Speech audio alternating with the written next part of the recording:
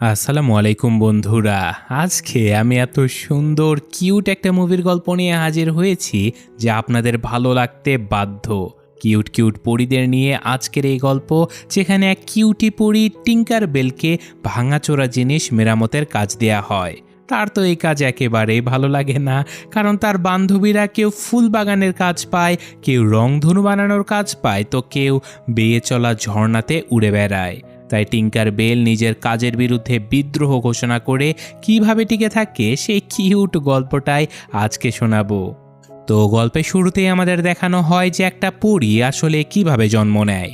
যখন কোনো ছোট্ট শিশু প্রাণ খুলে হাসে, তখন সেই হাসি থেকে এক ধরনের জাদুকরি আলোর কণা জন্ম নেয়। সেই ঝলমলে কণাটা বাতাসে ভেসে ভেসে পৌঁছে যায় পরীদের জগৎ পিক্সি হলতে। সেখানে টেরেন্স নামের একজন পরী থাকে, যার কাজই হলো পিক্সি ডাস্ট বা জাদুর ধুলোগুলো ছড়িয়ে দেয়া। সে যখন সেই জাদুকরি আলোর কণার উপরে পিক্সি ডাস্ট ছড়িয়ে দেয়, তখন সেখান থেকে জন্ম নেয় একটা নতুন পরী। আর এভাবেই জন্ম হয়েছিল আমাদের প্রিয় টিঙ্কার বেলের। আসলে এই জগতের সকল পরীদের জন্ম এভাবেই হয়ে থাকে। টিঙ্কার বেলের জন্ম হবার পর তাকে ঘিরে অনেক পরী জড়ো হয়। সেখানে উপস্থিত হয় পরীদের রানী ক্ল্যারিয়নো। তিনি টিঙ্কার বেলের উপরে তারার ধুলো ছড়িয়ে তাকে উড়তে শেখায়। তারপর তার সামনে কয়েকটা বিশেষ বস্তু রাখা হয়। নতুন জন্ম নেয়া পরী যেই বস্তুটা বেছে নেয়, সেটার মাধ্যমেই নির্ধারিত হয় তার বিশেষ প্রতিভা বা ক্ষমতা। টিঙ্কার বেল অবাক হয়ে রানীকে জিজ্ঞাসা করে, আমি বুঝবো কিভাবে আমার ক্ষমতা কি? রানী ক্ল্যারিয়ন মুচকি এসে বলে, তুমি নিজেই বুঝতে পারবে, সামনে এগিয়ে যাও আর এক এক করে সবগুলো স্পর্শ করো। টিঙ্কার বেল ধীরে ধীরে সামনে এগোতে থাকে, আর সে যেই সব বস্তু স্পর্শ করছিল সেগুলো কোনো প্রতিক্রিয়া দেখাচ্ছিলই না। কিন্তু শেষের দিকে এসে একটা ছোট্ট হাতুড়ি হঠাৎ করেই উজ্জ্বল আলোতে ঝলমল করে ওঠে। আর তখনই জানা যায় যে টিঙ্কার বেলের বিশেষ প্রতিভা আসলে কি ছিল। সে একজন টিঙ্কার পরী, অর্থাৎ এমন একজন পরী যার কাজ হবে বিভিন্ন জিনিসপত্র তৈরি করা, মেরামত করা এবং নতুন নতুন যন্ত্র বানানো। এই খবরটা জানার পরে অন্য সকল পরী এবং রানী ক্ল্যারিয়ন তাকে অভিনন্দন জানিয়ে চলে যায়। এরপর সেখানে আসে ফ্ল্যাঙ্ক এবং বাবল, দুজন মজার স্বভাবের টিঙ্কার পরী। তারা টিঙ্কার বেলকে আন্তরিকভাবে স্বাগত জানায় এবং পুরো এই পরীদের জগৎটা ঘুরিয়ে দেখানোর দায়িত্ব নেয়। ফ্ল্যাঙ্ক আর বাবল টিঙ্কার বেলকে নানা জায়গাতে নিয়ে যায়। টিঙ্কার বেল অবাক হয়ে দেখতে থাকে যে পরীদের এই জগৎ আসলে কত বিশাল আর কত সুন্দর। এখানে ঋতুভেদে আলাদা আলাদা অঞ্চল রয়েছে। গ্রীষ্ম, শরৎ, শীত, প্রতিটা ঋতুর জন্য আলাদা আলাদা রাজ্য রয়েছে। শুধু তাই নয়, প্রত্যেকটা অঞ্চলের নিজস্ব শাসকও রয়েছে। তো এই সব কিছু ঘুরে দেখানোর পরে তারা টিঙ্কার বেলকে নিয়ে আসে ফেইরি টাউনে, তার নতুন বাড়িতে। বাড়ির ভেতরে ঢুকে টিঙ্কার বেল দেখতে পায় যে তার জন্য নতুন কাপড় সহ অনেক কিছুই সাজিয়ে রাখা হয়েছে। কিন্তু কাপড়গুলো তার খুব একটা পছন্দ হয় না, তাই সে নিজের মতো করে কাপড়গুলোকে কেটে ছেটে নতুনভাবে সাজিয়ে নেয়। নিজের বুদ্ধি আর সৃজনশীলতা ব্যবহার করে সে তৈরি করে ফেলে একেবারে নতুন এক ধরনের পোশাক। আর এভাবেই জন্ম নেয় টিঙ্কার বেলের সেই বিখ্যাত সবুজ পোশাকটা, যেটা আমরা এই মুভি সিরিজের পুরোটা জুড়েই দেখতে পাবো। তো এরপর তাকে তার কাজ সম্পর্কে বিস্তারিত বোঝানো হয়। আসলে এখানে টিঙ্কার পরীদের কর্মশালায় তার কাজ হলো নতুন নতুন যন্ত্রপাতি এবং প্রয়োজনীয় জিনিসপত্র তৈরি করা। তবে কাজ শুরু করার আগে বিভিন্ন উপকরণ সংগ্রহ করতে হবে। ঠিক তখনই সেখানে আসে পরী মেরি, যিনি টিঙ্কার পরীদের প্রধান প্রশিক্ষক। তার সঙ্গে ছিল একটা বড় ইঁদুর, যে একটা ছোট গাড়ি টেনে নিয়ে আসছিল। গাড়িটার চাকা নষ্ট হয়ে যাওয়ার কারণে ফ্ল্যাঙ্ক নিজে সেটা টেনে নিয়ে যাচ্ছিল, কিন্তু হঠাৎ করেই তাদের উপরে আক্রমণ করে ভয়ঙ্কর গ্রাস মনস্টারেরা। সবাই আতঙ্কে প্রাণ বাঁচাতে এদিকে ওদিকে ছুটতে শুরু করে, আর দ্রুত পালাতে গিয়ে তারা একটা গাছের সঙ্গে ধাক্কা খায় আর ভয়াবহভাবে দুর্ঘটনার শিকার হয়। ঠিক তখনই আশেপাশের পরীরা সেখানে এসে পৌঁছায় আর টিঙ্কার বেলকে উঠিয়ে জিজ্ঞাসা করে, হয়েছেটা কি? তখন সবাই জানায় যে গ্রাস মনস্টারেরা আবারও তাদের উপরে আক্রমণ করেছিল। একজন পরী বিরক্ত হয়ে বলে যে গ্রাস মনস্টারগুলো আমাদের খুবই জ্বালাতন করে, এদেরকে থামানোর কি কোনো উপায় নেই? ঠিক তখনই আরেকজন পরী আকাশে ভেসে থাকা রংধনুর একটা অংশ জাদুর সাহায্যে একটা দণ্ডের মধ্যে সংগ্রহ করে। টিঙ্কার বেল কৌতূহলী হয়ে জিজ্ঞাসা করে, তুমি এটা দিয়ে কি করবে? পরীটা উত্তর দেয় যে আমি এটা মেইনল্যান্ডে নিয়ে যাব। মেইনল্যান্ড হলো মানুষের পৃথিবী, যেখানে মানুষ বসবাস করে, তবে সেখানে যাওয়ার অনুমতি সকল পরীদের থাকে না। শুধুমাত্র সেই পরীরাই মেইনল্যান্ডে যেতে পারে যাদের বিশেষ প্রতিভা প্রকৃতির কাজে সরাসরি সাহায্য করে। তারাই মানুষের পৃথিবীতে গিয়ে ঋতু পরিবর্তন সহ নানা গুরুত্বপূর্ণ দায়িত্ব পালন করে থাকে। এই কথা শুনে টিঙ্কারবেলের কৌতূহল আরও অনেক বেড়ে যায়। সে জানতে চায় যে সেখানে আসলে কি কি কাজ করা হয়। তখন পরীরা তাকে জানায় যে মানুষের পৃথিবীতে প্রকৃতির ভারসাম্য রক্ষায় অনেক কাজ করতে হয়। তাদেরকে নতুন নতুন ফুল ফোটাতে হয়, ঋতুর পরিবর্তন ঘটাতে হয়, শরৎ আসে, শীত নামে, গাছপালা নতুন জীবন পায়, আর এই সব কিছু করতে হয় টিঙ্কার পরীদের। তো এই সব কিছু শুনে টিঙ্কারবেলের মনে একটা ইচ্ছা জন্ম নেয় যে যেভাবেই হোক একদিন তাকে মেইনল্যান্ডে যেতেই হবে। তো এরপর সবাই যখন ঘরে ফিরছিল তখন তাদের দেখা হয় আরও একজন পরীর সঙ্গে। তার নাম বিথিয়া। বিথিয়া ছিল খুবই অহংকারী এবং আত্মগর্বী স্বভাবের। অন্য পরীরা তাকে একেবারেই পছন্দ করতো না, তাই তার কোনো ঘনিষ্ঠ বন্ধুও ছিল না। কিন্তু টিঙ্কারবেলের মনে হয় যে সে হয়তো বিথিয়ার বন্ধু হতে পারবে। এই ভেবে সে বিথিয়ার কাছে গিয়ে কথা বলতে শুরু করে। তো কথা বাড়ানোর জন্য টিঙ্কারবেল নিজেই জিজ্ঞাসা করে যে তোমার ক্ষমতা কি। বিথিয়া গর্বের সঙ্গে উত্তর দেয় যে আমার ক্ষমতা হলো সুপার স্পিড। আমি বাতাসের গতিতে উড়তে পারি, সেতু তৈরি করি, পাতা ঝরাই, আর প্রকৃতিতে অনেক গুরুত্বপূর্ণ কাজ করি। অন্য পরীরাও আমার তৈরি বাতাসের উপরে নির্ভর করে। টিঙ্কারবেল উৎসাহ নিয়ে বলে যে আমিও জিনিসপত্র তৈরি করি, প্রয়োজনীয় অনেক কিছু আমি বানাতে পারি। কিন্তু বিথিয়া তাকে অবজ্ঞার স্বরে উত্তর দেয় যে আমার প্রতিভা প্রকৃতির সঙ্গে জড়িত। আমরা না থাকলে প্রকৃতির অনেক কাজই বন্ধ হয়ে যাবে। কিন্তু তুমি কি করো? কয়েকটা হাঁড়ি পাতিল আর যন্ত্রপাতি বানাও। আমাদের দুজনের কাজ একেবারে এক নয়। তোমার কাজ খুবই ছোট, একজন দিনমজুরের কাজের মতো। বিথিয়ার এই কথাগুলো টিঙ্কারবেলের মনে খুবই আঘাত করে।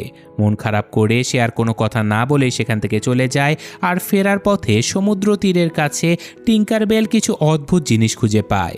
জিনিসগুলো দেখতে খুবই সুন্দর, আর তার মনে হয় যে এগুলো হয়তো কোনো কাজে লাগতেও পারে।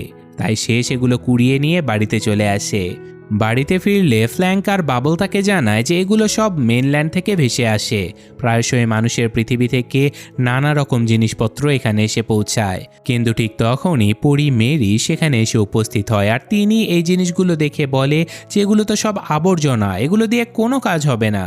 এই বলে তিনি সকল জিনিসপত্র সরিয়ে নিয়ে যায়, আর তারপর টিঙ্কারবেলকে বলে যে তোমাকে নিজের কাজের দিকে মনোযোগ দিতে হবে। আর এখন তুমি তাড়াতাড়ি প্রস্তুতি নাও, কারণ আজকে রাতে রানী ক্ল্যারিয়ন আসবে। আর রানীর আগমনের জন্য পুরো পরিজগতে তখন শুরু হয়ে যায় বিশাল প্রস্তুতি। রানী ক্ল্যারিয়নের আগমনের প্রস্তুতি দেখে টিঙ্কারবেল বেশ কৌতূহলী হয়ে জিজ্ঞাসা করে, রানী এখানে কেন আসছেন? তখন ফ্ল্যাঙ্ক আর বাবল তাকে জানায় খুবই শীঘ্রই বসন্তকাল আসতে চলেছে, আর এই সময় সকল পরীরা নিজেদের বিশেষ প্রতিভা প্রদর্শন করার সুযোগ পায়। এই কথা শুনে টিঙ্কারবেলের মনে আশার আলো জ্বলে। সে ভাবতে থাকে যে যদি সেও কোনো অসাধারণ প্রতিভা রানীকে দেখাতে পারে তাহলে হয়তো তাকেও মেইনল্যান্ডে যাওয়ার সুযোগ দেয়া হবে। তো এভাবে অবশেষে সন্ধ্যা নেমে আসে, আর রানী ক্ল্যারিয়ন পরীদের মাঝে উপস্থিত হয়। তার সঙ্গে আসে বসন্ত ঋতুর প্রধানমন্ত্রীও। তারা বসন্তের প্রস্তুতি নিয়ে আলোচনা করতে থাকে যে কিভাবে সময় মতো ফুল, গাছপালা এবং প্রকৃতির সকল উপকরণ মেইনল্যান্ডে পৌঁছে দেওয়া যাবে। ঠিক তখনই টিঙ্কারবেল সেখানে হাজির হয়, আর সে নিজের তৈরি করা বিভিন্ন যন্ত্রপাতি এবং নতুন নতুন আবিষ্কার সবাইকে দেখাতে শুরু করে।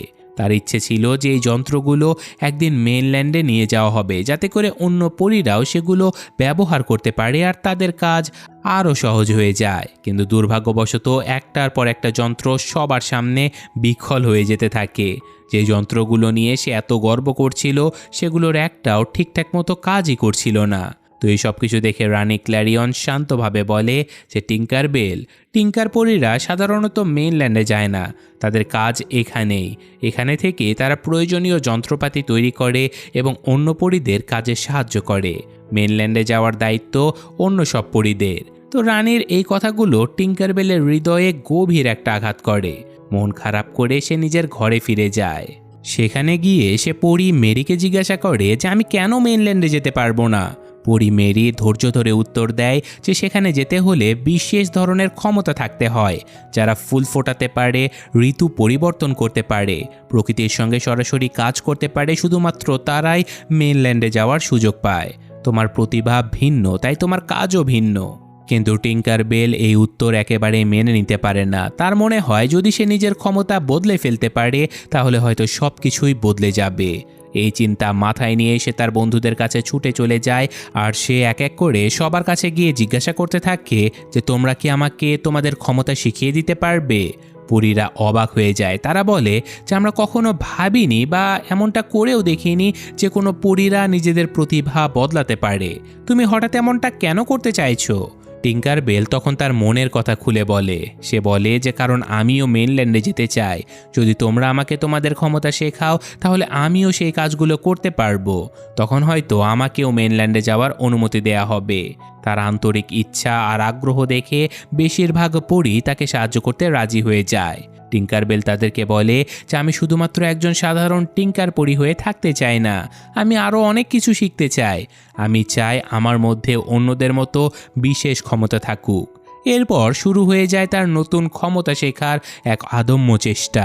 প্রথমে সে সিলভার মিস্টের সঙ্গে পানি নিয়ন্ত্রণ করার অনুশীলন করে। সিলভার মিস্ট সহজেই পানির ফোঁটাগুলোকে ইচ্ছে মতো ঘুরিয়ে দিতে পারত, কিন্তু টিঙ্কার বেল যতই চেষ্টা করুক না কেন কিছুতেই এমনটা করতে পারছিল না, বরং পানির ফোঁটাগুলো নিয়ন্ত্রণ হারিয়ে চারিদিকে ছিটকে পড়ে এবং অন্য পরীদেরকে ভিজিয়ে দেয়। এরপর সে আলো পরীদের কাজ শেখার চেষ্টা করে, যেখানে জোনাকিদের ভেতরে সূর্যের আলো ভরে দেওয়ার কাজটা দেখতে অনেক সহজ মনে হলেও সেটা তার পক্ষে একেবারেই সম্ভব হচ্ছিল না। এদিকে পরী মেরি টিঙ্কার বেলকে খুঁজতে বেরিয়ে পড়ে, কিন্তু তার বন্ধুরা মিথ্যে বলে জানায় যে টিঙ্কার বেল ইঁদুরের খাবার আনতে গেছে। তবুও পরী মেরি খুবই দ্রুত টিঙ্কার বেলের কাছে পৌঁছে যায়। তিনি বলে, তুমি কোথায় ছিলে? আমি সব কিছু কিন্তু জানি, কিন্তু তুমি এইসব কিছু কেন করছো? তোমার নিজের প্রতিভা নিয়ে তুমি কি সন্তুষ্ট নও? তোমার যা আছে সেটাকে ভালোবাসতে কেন পারছো না তুমি? ফ্ল্যাঙ্ক আর বাবলও তখন বলে যে তুমি কেন নিজের মতো থাকতে পারছো না? তুমি তো একজন টিঙ্কার পরী, নিজের প্রতিভা নিয়ে খুশি কেন হচ্ছ না তুমি? কিন্তু টিঙ্কার বেল হতাশ কণ্ঠে বলে যে আমি সারা জীবন এই বোকার টিঙ্কার পরী হয়ে থাকতে চাই না। কথাটা শুনে ফ্ল্যাঙ্ক আর বাবল খুবই কষ্ট পায়, কারণ তারা নিজেরাও তো টিঙ্কার পরী ছিল। টিঙ্কার বেল আসলে তাদের কষ্ট দিতে চায়নি, কিন্তু রাগ আর হতাশার কারণে সে এমন কথা বলে ফেলেছিল। তো যাই হোক, পরিস্থিতি খুবই অস্বস্তিকর হয়ে উঠলে সে চুপচাপ এখান থেকে সরে পড়ে। আর তারপর সে প্রাণীপরী ফনের কাছে চলে যায়। ফনের কাজ হলো ছোট ছোট প্রাণীদের যত্ন নেওয়া এবং তাদের প্রয়োজনীয় বিষয় শেখানো। সেদিন ফন একটা ছোট্ট পাখির বাচ্চাকে উড়তে শেখাচ্ছিল। টিঙ্কার বেল নিজেও চেষ্টা করে সেই কাজটা করার, কিন্তু সাহায্য করার বদলে সে বেচারা পাখিটাকে আরও ভয় পাইয়ে দেয়। ছোট্ট পাখির বাচ্চাটা ভয় পেয়ে আবারও নিজের ডিমের খোলসের ভেতরে ঢুকে যাবার চেষ্টা করে। যখন কোনোভাবে পাখিটা উঠতে পারছিল না, তখন টিঙ্কার বেল তাকে জোর করে তুলে আকাশে ওড়ানোর চেষ্টা করে, কিন্তু তাতেও কোনো লাভ হয় না।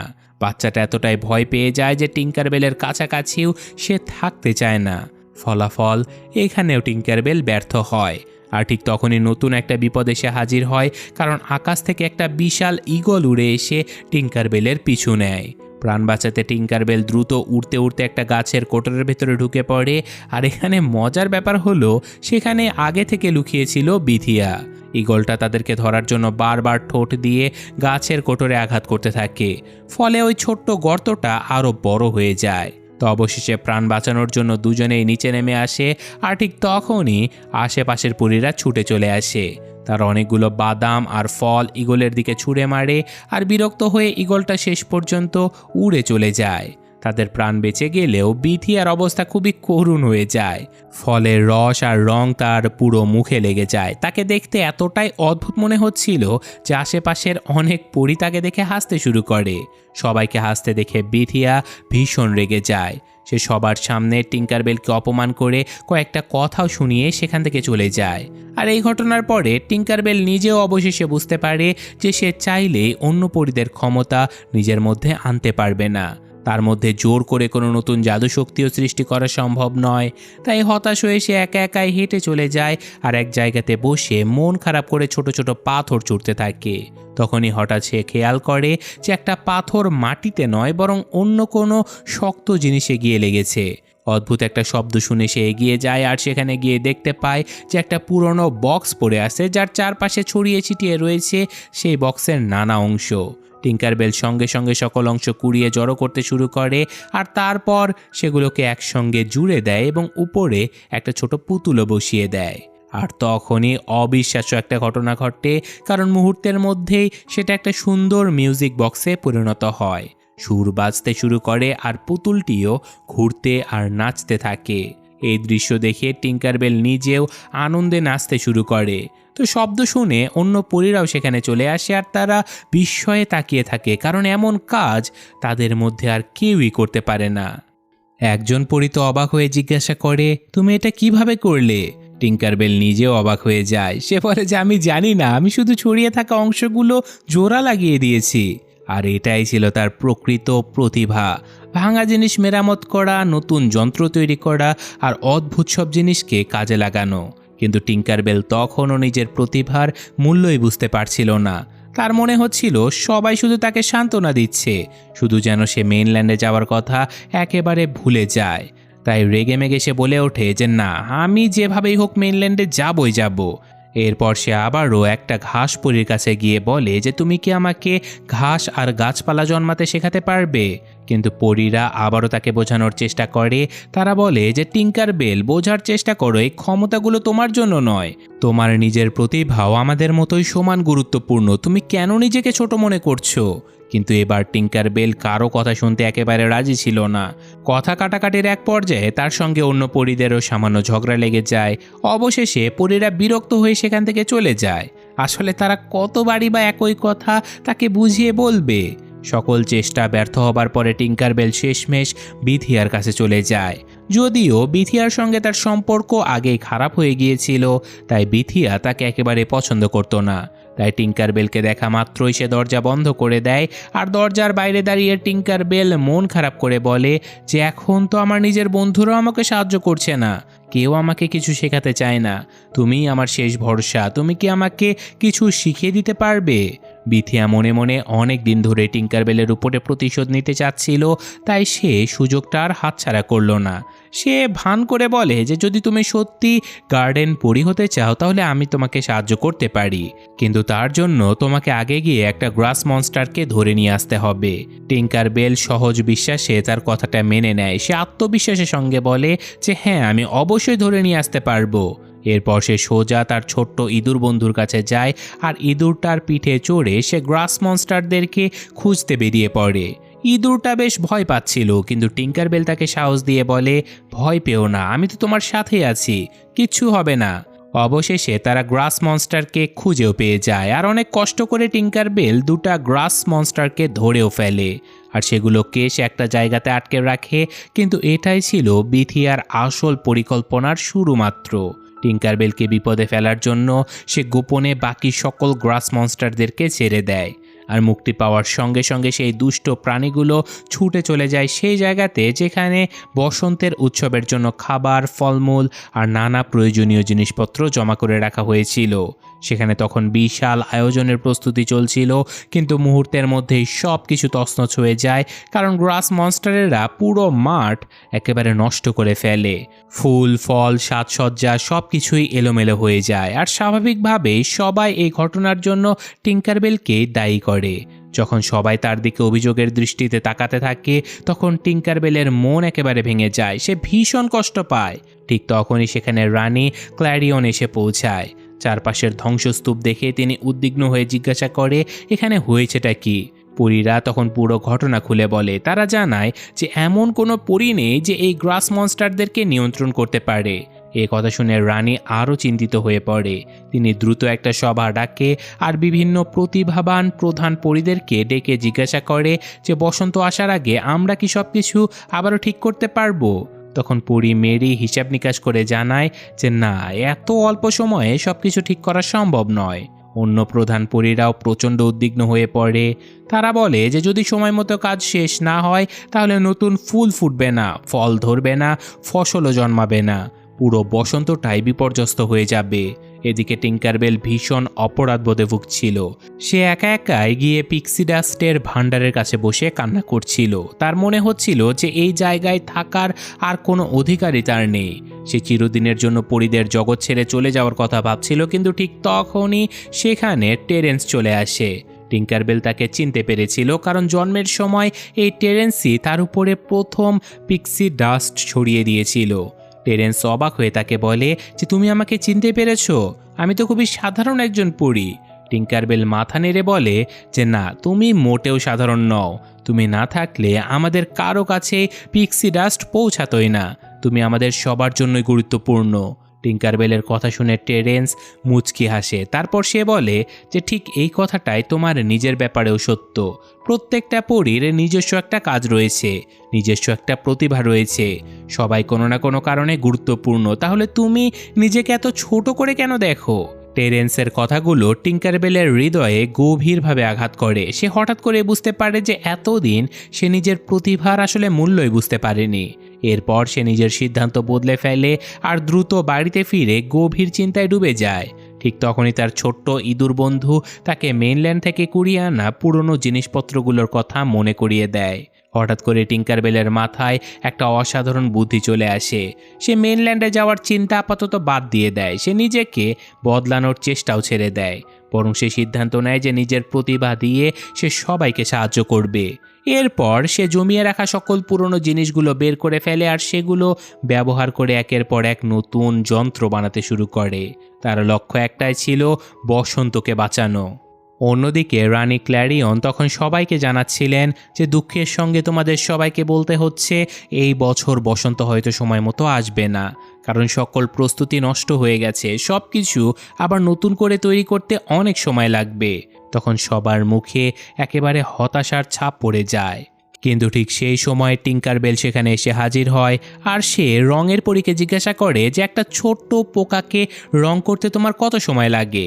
পরীটা উত্তর দেয় যে প্রায় 10 থেকে 15 মিনিট লেগে যায়। টিঙ্কারবেল তখন নিজের তৈরি করা একটা যন্ত্র বের করে আর সবার সামনে সেটা চালু করতে 1 সেকেন্ডের মধ্যে একটা পোকা রঙিন হয়ে যায়। এই দৃশ্য দেখে সবাই বিস্ময়ে অবাক হয়ে যায় আর তারপর টিঙ্কারবেল একের পর এক নিজের তৈরি করা যন্ত্রগুলো ব্যবহার করতে থাকে। কোথাও ফুল সাজানোর যন্ত্র, কোথাও রং করার যন্ত্র, তো কোথাও আবার কাজ দ্রুত শেষ করার জন্য নতুন নতুন আবিষ্কার। সে যে ক্ষতিগুলো আগে করেছিল সেগুলো ধীরে ধীরে মেরামত করতে শুরু করেছিল নিজের যন্ত্রগুলোর মাধ্যমে। পুরো পরিজগৎ আবারও প্রাণ ফিরে পায় আর এদিকে বিথিয়া এই দৃশ্য দেখে একেবারে রাগে ফুঁসতে থাকে। সে কিছুতেই মেনে নিতে পারছিল না যে টিঙ্কারবেল এত বড় সাফল্য অর্জন করে ফেলেছে। রাগের মাথায় সে বলে ফেলে যে আমার তোমাকে গ্রাস মনস্টারকে ধরতে না বলে অন্য কিছু ধরতে বলা উচিত ছিল। তবে দুর্ভাগ্যবশত তার এই কথাটা রানী ক্ল্যারিয়নের কানে পৌঁছে যায় আর সঙ্গে সঙ্গে রানী বুঝতে পারে যে পুরো ঘটনার পেছনে আসলে দোষী কে। তিনি বুঝতে পারে যে বিথিয়ায় ইচ্ছে করে টিঙ্কারবেলকে ফাঁসিয়ে দিয়েছিল, ফলে বিথিয়াকে শাস্তি দেওয়া হয়। এখন থেকে সকল গ্রাস মনস্টারদেরকে ধরে নিয়ন্ত্রণ রাখার দায়িত্ব এখন বিথিয়ার উপরে ছিল। তো মুখ কালো করে বিথিয়া সেখান থেকে চলে যায় আর অন্যদিকে টিঙ্কারবেল নিজের সকল যন্ত্র নিয়ে কাজে একেবারে ব্যস্ত হয়ে পড়ে। অন্য পরীরাও তাকে সাহায্য করতে শুরু করে আর সবাই একসঙ্গে কাজ করায় অসম্ভব কাজটাও সম্ভব হয়ে যায়। একের পর এক ফুল প্রস্তুত হয়, পোকামাকড়গুলোকে সাজানো হয়, বসন্তের জন্য প্রয়োজনীয় সকল কিছু সময় মতো তৈরি হয়ে যায় আর অবশেষে বসন্তকে বাঁচানো সম্ভব হয়। সকল প্রধান পরীরা টিঙ্কারবেলের অনেক প্রশংসা করতে থাকে। তারা বুঝতে পারে যে এই পুরো কাজ সম্ভব হয়েছে মূলত তার বুদ্ধি, সৃজনশীলতা আর টিঙ্কার প্রতিভার কারণেই। ঠিক তখনই সিলভার মিস্ট রানী ক্ল্যারিয়নের দিকে তাকিয়ে বলে যে টিঙ্কারবেল এত বড় কাজ করেছে, তাহলে কি এখন তাকে মেইনল্যান্ডে যাওয়ার অনুমতি দেওয়া যায়? রানী মুচকি হেসে বলে যে হ্যাঁ, অবশ্যই, চাইলেই সে যেতে পারে। কিন্তু সবাইকে অবাক করিয়ে দিয়ে টিঙ্কারবেল মাথা নাড়ে। সে বলে না, আমি এখন আর সেখানে যাওয়ার প্রয়োজন মনে করি না। আমি বুঝতে পেরেছি আমার নিজের প্রতিভা অনেক মূল্যবান। আমি এখানে থেকে আনন্দের সঙ্গে আমার কাজ করতে পারি। তার এই উত্তর শুনে সবাই গর্বিত হয়ে যায়।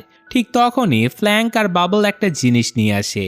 এটা ছিল সেই মিউজিক বক্স যেটা টিঙ্কারবেল ভাঙা অবস্থায় পেয়েছিল এবং পরবর্তীতে মেরামত করেছিল। পরী মেরি সেটা হাতে তুলে নিয়ে বলে যে মেইনল্যান্ডে এমন একজন আছে যার এই মিউজিক বক্সটার খুবই প্রয়োজন। তুমি যদি এটা পৌঁছে দাও তাহলে খুবই ভালো হয়। এই কথা শুনে টিঙ্কারবেলের মুখ আনন্দে উজ্জ্বল হয়ে ওঠে। এবার তার মেনল্যান্ডে যাওয়ার কারণ রয়েছে, শুধুমাত্র নিজের স্বপ্ন পূরণের জন্য নয়, বরং কারো উপকার করার জন্য। অবশেষে টিঙ্কারবেল অন্য পরীদের সঙ্গে মেনল্যান্ডে যাওয়ার অনুমতি পেয়ে যায়, আর তারা সবাই মিলে উড়ে যেতে শুরু করে মানুষের এই সুন্দর পৃথিবীর দিকে। আর এভাবে শেষ হয়ে যায় টিঙ্কারবেল 2008 সালের এই মুভির হৃদয় ছোঁয়া গল্পটা, যেখানে টিঙ্কারবেল শিখেছিল একটা গুরুত্বপূর্ণ শিক্ষা: নিজের প্রতিভাকে কখনোই ছোট করে দেখা উচিত নয়, কারণ প্রত্যেকের মাঝে এমন কিছু রয়েছে যা অন্য কারো মাঝে নেই, যা তাকে বিশেষ করে তোলে। এটাই ছিল মানুষের পৃথিবী মেইনল্যান্ড, যেখানে পৌঁছানোর পরে প্রত্যেকটা পরী নিজের নিজের দায়িত্ব পালন করতে ব্যস্ত হয়ে পড়ে। কেউ ফুলে ফুলে রং লাগাচ্ছিল, কেউ পাতা সাজাচ্ছিল, আবার কেউ প্রকৃতিকে বসন্তের জন্য প্রস্তুত করছিল। এদিকে টিঙ্কারবেল নিজেও তার বিশেষ দায়িত্ব পালন করতে বেরিয়ে যায়, আর এখানে পিক্সি ডাস্টের জাদুর সাহায্যে সে ওই মিউজিক বক্সটাকে নিয়ে উড়ে উড়ে একেবারে সঠিক জায়গাতে পৌঁছে দেয়। কাজ শেষ হবার পরে সে চুপচাপ একপাশে লুকিয়ে থাকে। সে দেখতে চেয়েছিল যে যার জন্য এত কষ্ট করে এই জিনিসটাকে ঠিক করা হয়েছে সেটাকে পেয়ে কেমন প্রতিক্রিয়া দেখায়। কিছুক্ষণ পর সেখানে একটা ছোট্ট মেয়ে এসে উপস্থিত হয়, আর মেয়েটার গলা এখানে একটা চাবি ঝুলছিল। আসলে সেই বিশেষ চাবি দিয়ে এই মিউজিক বক্সটা চালু করা যেত। তো অনেক দিন আগে মেয়েটার প্রিয় এই মিউজিক বক্সটা হারিয়ে গিয়েছিল, তাই সে এটাকে খুঁজে না পেয়ে খুবই মন খারাপ করে বসেছিল। কিন্তু আজ হঠাৎ করে নিজের হারিয়ে যাওয়া প্রিয় জিনিসটা আবারও সামনে দেখতে পেয়ে সে ভীষণ খুশি হয়ে যায়।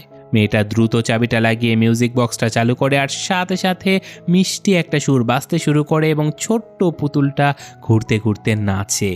এই দৃশ্যটা দেখে মেয়েটার চোখে মুখে ফুটে ওঠে এক অপার আনন্দের হাসি, আর দূরে লুকিয়ে থাকা টিঙ্কারবেল নিজেও সেই হাসি দেখে আনন্দে একেবারে ভরে ওঠে, কারণ সে বুঝতে পারে যে কারো মুখে হাসি ফোটাতে পারার অনুভূতি পৃথিবীর সবথেকে সুন্দর অনুভূতিগুলোর একটি।